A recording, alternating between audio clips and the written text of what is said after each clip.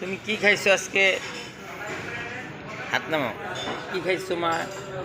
বলো। হাত নামাও। আব্বু বলছি হাত নামাও। প্রথম কি খাইছো?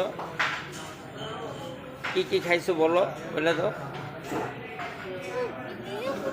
চায় তুমি নাস্তা খাইছো? তারপরে তুমি খাইছো নাস্তা? এখন তোমার চিনি লাগবে?